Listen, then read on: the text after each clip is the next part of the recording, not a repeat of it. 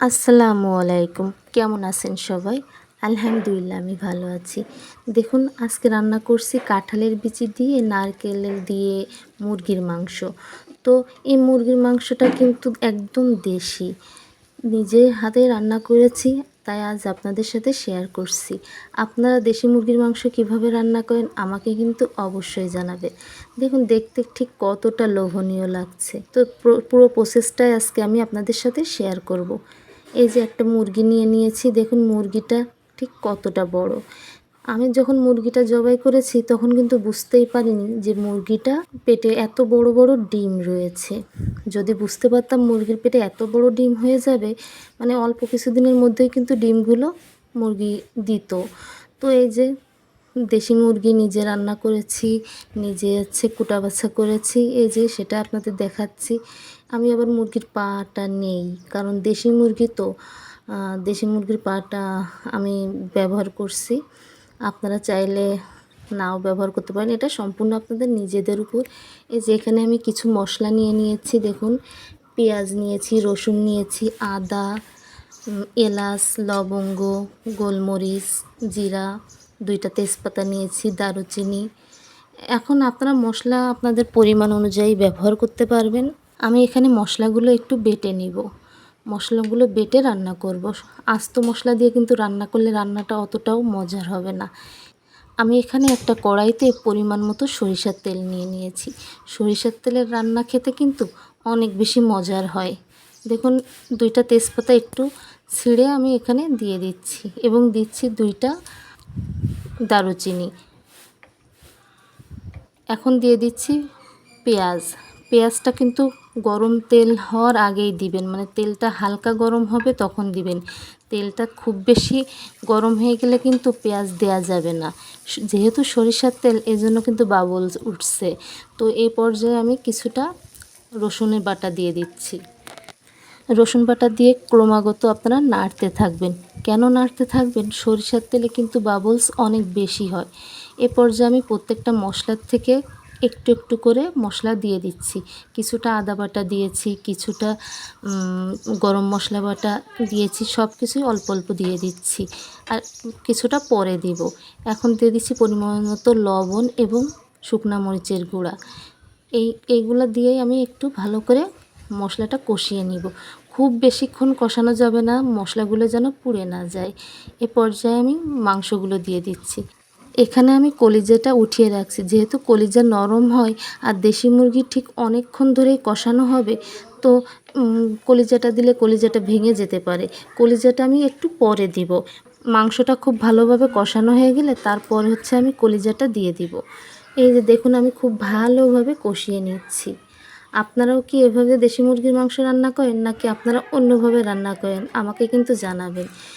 মাংসটাকে আমি একটু সিদ্ধ হতে ঢেকে দিচ্ছি। ঢাকনাটা খুলে বারবার একটু নেড়ে দিবেন। এখানে কিন্তু আমি একটুও পানি ব্যবহার করিনি। দেখুন খুব ভালোভাবে আমি নেড়ে নিচ্ছি। ভালোভাবে নাড়ানোর পরে এখন দিয়ে দিচ্ছি নারকেল। নারকেল আমরা যশোরের মানুষ মাস্ট দিবই, হাঁসের মাংস হোক কিংবা মুরগির মাংস, আমরা কিন্তু নারকেল অবশ্যই দিব।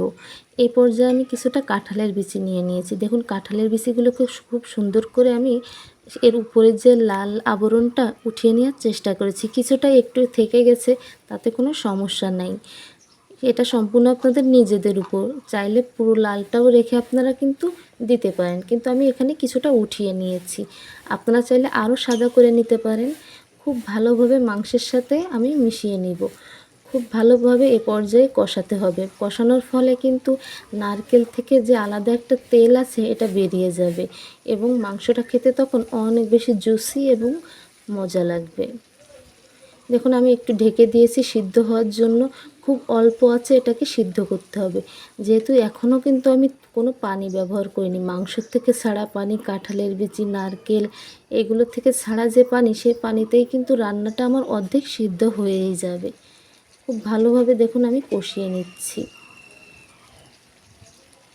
দেশি মুরগি কিন্তু অনেক বেশি মজা হয় কষানোর জন্য।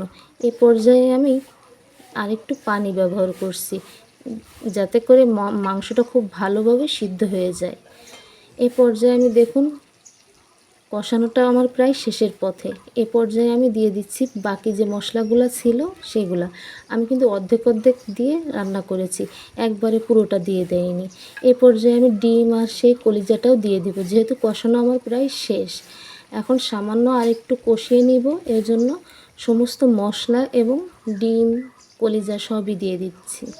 খুব ভালোভাবে কষাতে হবে। দেশি মুরগি কষানোর উপর এর স্বাদ কিন্তু নির্ভর করে। আপনারা চাইলে কিন্তু যে কোনোভাবেই রান্না করতে পারবেন। কালারটা দেখলেই বুঝতে পারবেন রান্নাটা ঠিক কতটা টেস্টি হয়েছে। এই পর্যায়ে আমি ঝোলের জন্য পানি দিয়ে দিব। আপনারা ঠিক যতটুকু ঝোল পছন্দ করেন সেই অনুযায়ী পানি দিবেন। এই তো রান্নাটা প্রায় কিন্তু শেষের পথে। মাত্র 5 মিনিট একটু জাল করে নিলেই রান্নাটা পুরো শেষ। আমরা কিন্তু মাঝে মাঝে ভাজা জিরার গুঁড়া ব্যবহার করি, আপনারাও কিন্তু করতে পারেন, অনেক বেশি মজার হয়। যে কোনো ডাল কিংবা মুরগির মাংস, ফার্মের মুরগি হোক কিংবা দেশি মুরগি, হাঁস, আমরা কিন্তু জিরাটা একটু শুকনা খোলায় ভেজে গুঁড়া করে উপর দিয়ে ছড়িয়ে দিই, তাইলে খেতে অনেক বেশি মজার হয়, আলাদা একটা ফ্লেভার যোগ হয়। আর দেশি মুরগিতে কিন্তু আদা এবং রসুনের পরিমাণটা একটু বেশি দিবেন। অন্য মশলা একটু কম হলেও কোনো সমস্যা নেই, আদা আর রসুনটা একটু বেশি হলে রান্নাটা অনেক বেশি টেস্টি হয়। আজকে এ পর্যন্তই। আমি আর কোনো সার্ভিং ডিশে পরিবেশন করিনি, একেবারে কড়াই থেকেই আপনাদের দেখিয়ে দিচ্ছি। তো দেখুন ঠিক কতটা লোভনীয় হয়েছে এবং কতটা সুন্দর দেখাচ্ছে। তো সবাই ভালো থাকবেন, আমার জন্য দোয়া করবেন। আজকে এ পর্যন্তই। আবার আসবো অন্য কোনো নতুন কোনো ভিডিও নিয়ে। সে পর্যন্ত সবাই ভালো থাকবেন। আল্লাহ হাফেজ।